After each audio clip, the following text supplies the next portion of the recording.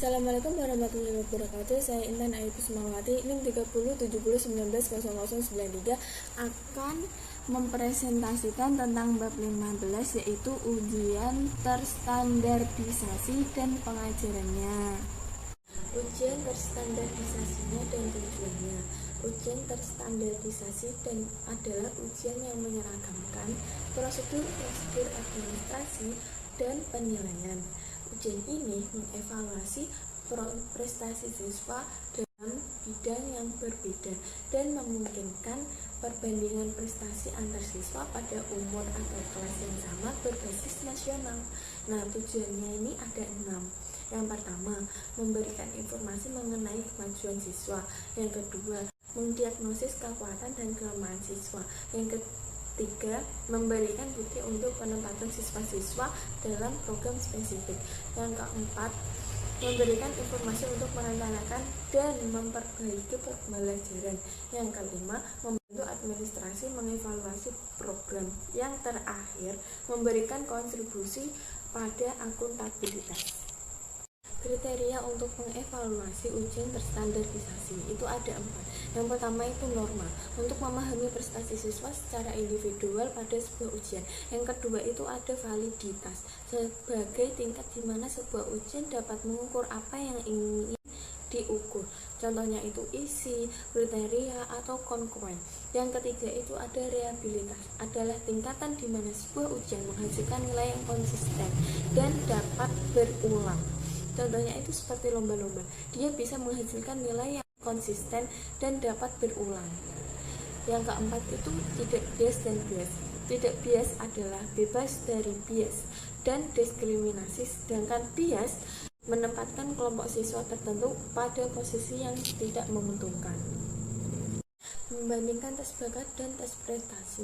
Tes bakat adalah ujian yang dirancang untuk memprediksi kemampuan siswa untuk mempelajari suatu keterampilan atau mengerjakan sesuatu dengan pendidikan dan pelatihan lebih lanjut. Sedangkan tes prestasi masuk untuk mengukur apa yang telah dipelajari oleh siswa atau keterampilan apa yang telah dikuasai oleh siswa. Akan tetapi, perbedaan antara tes bakat dan tes prestasi kadang-kadang kabur. Kedua jenis ujian ini menilai status terkini siswa. Pertanyaan yang mereka gunakan seringkali hampir serupa, dan biasanya hasil dari kedua jenis ujian tersebut sangat berkorelasi.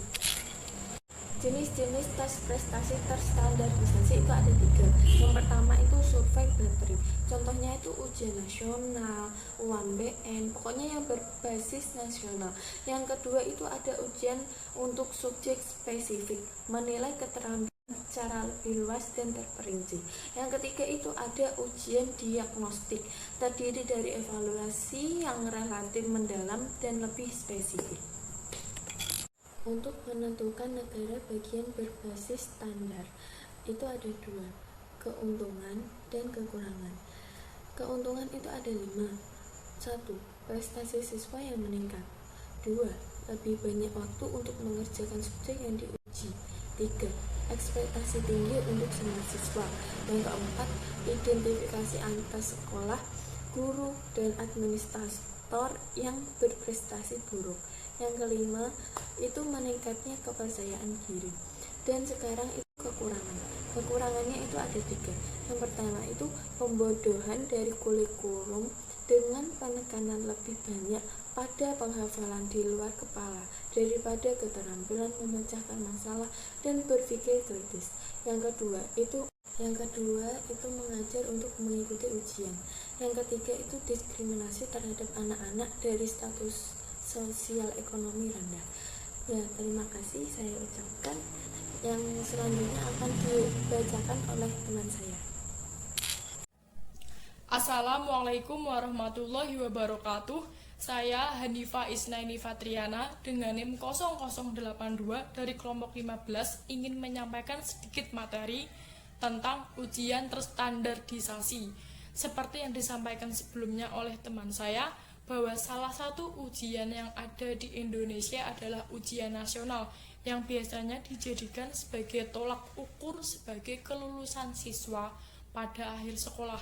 Selain itu, manfaat dari ujian nasional adalah mengetahui berprestasinya sekolah itu, apakah sekolah itu termasuk sekolah populer, sekolah menengah, atau bahkan sekolah yang memprihatinkan, entah dari fasilitasnya bahkan dari tenaga kerjanya.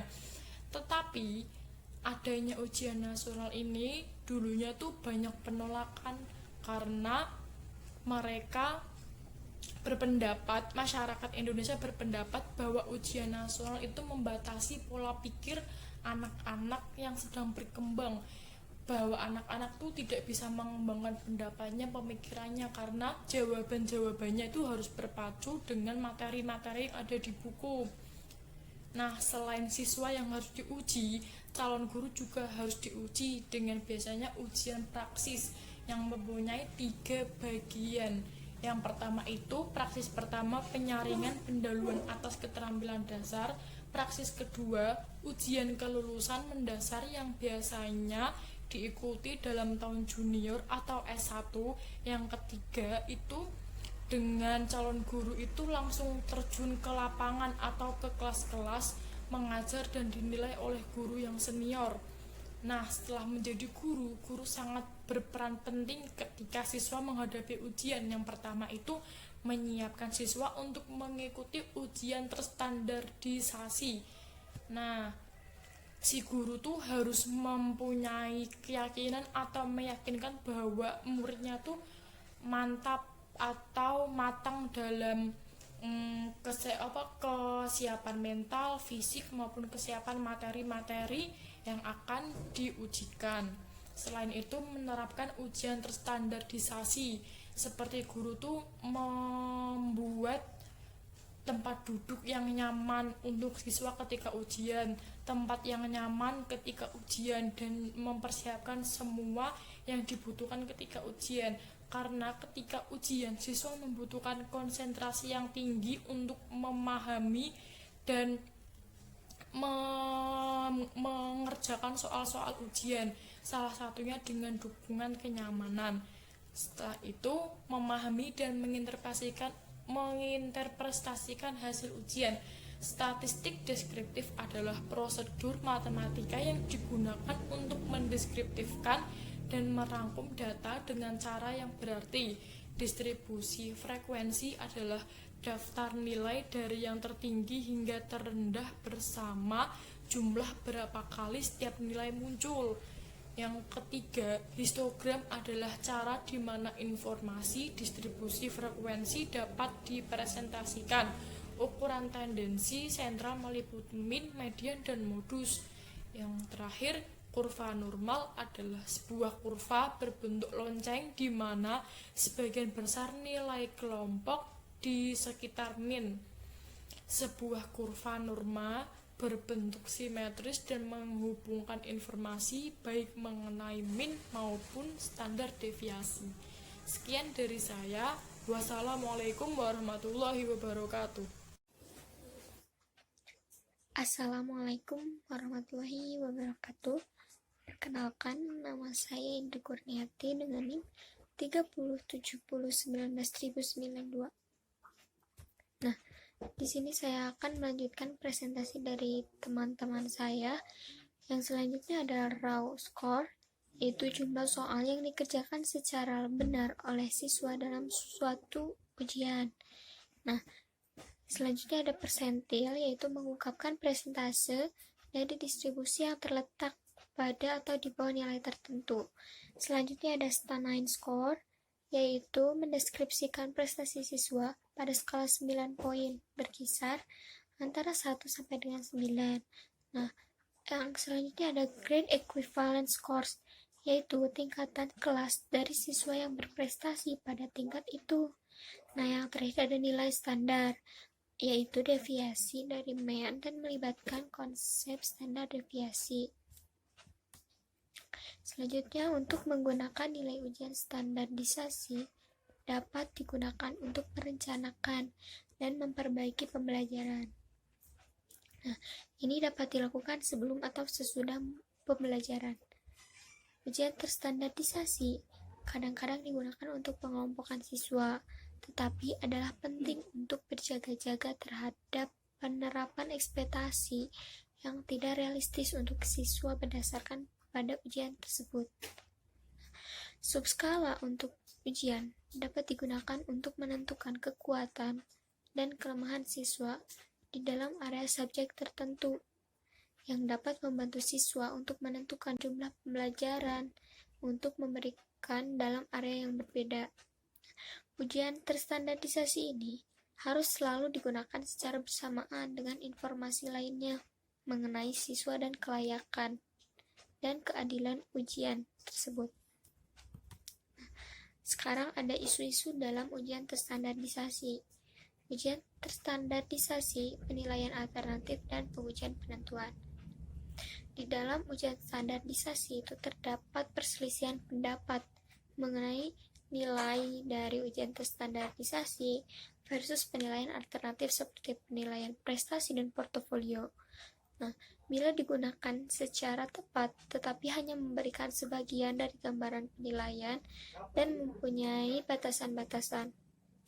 Sejumlah ahli penilaian dan guru percaya bahwa pengujian penentuan negara bagian berbasis standar harus meliputi lebih banyak penilaian alternatif. Yang kedua, keberagaman dan pengujian standarisasi. Siswa Afrika, Amerika Latin, dan pribumi Amerika berprestasi lebih buruk dibandingkan siswa berkulit putih non-Latin pada banyak ujian terstandarisasi.